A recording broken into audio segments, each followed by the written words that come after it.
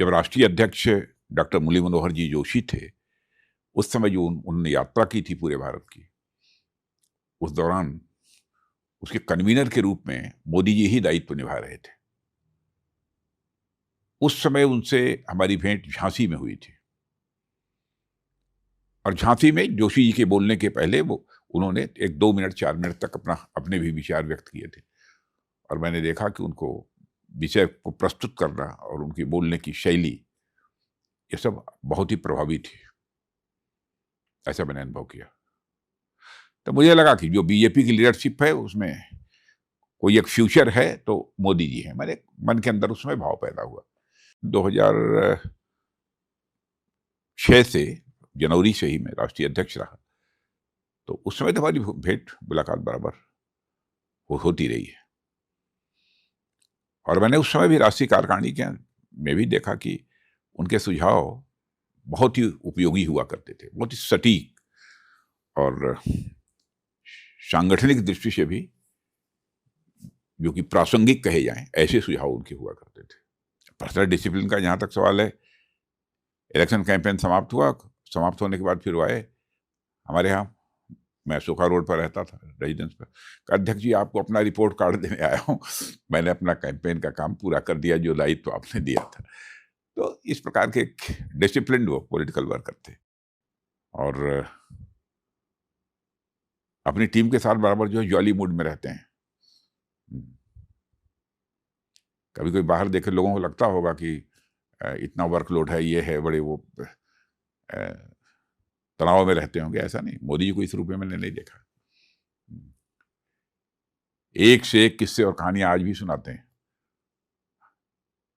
बहुत ही आनंद की अनुभूति होती है उस समय संगठन के काम करने में भी। मैंने जब वो प्रधानमंत्री नहीं बने थे, जब वो प्राइम मिनिस्टर वो इलेक्शन कैंपेन कमेटी के चेयरमैन जब घोषित हुए थे उस समय भी, और फिर बाद में प्राइम मिनिस्ट्रियल कैंडिडेट घोषित हो जाने के बाद लगभग देश के 17-18 राज्यों में हमारा उनका साथी दौरा हुआ था। तो उस समय भी इलेक्शन कैंपेन को कैसे आगे बढ़ाना, क्या करना, इसमें तरह-तरह के सुझाव दिया करते थे जो कि वास्तव में कैंपेन को प्रभावी और सफल बनाने की दृष्टि से बहुत ही उपयोगी थे। जब मुझे बाद में मालूम हुआ कि उन्होंने कई विदेश यात्राएं पहले ही कर ली हैं, मैंने मुख्यमंत्री वगैरह बनने के पहले ही जब संगठन की जिम्मेदारी निभा रहे थे उस समय भी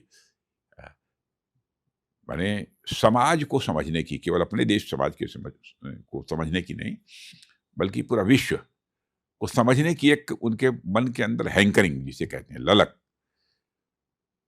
मुझे लगता है कि बचपन से ही रही है उनके अंदर। फिर दुनिया के कई देशों का बहुत पहले ही उन्होंने दौरा किया है एक सामान्य व्यक्ति के रूप में,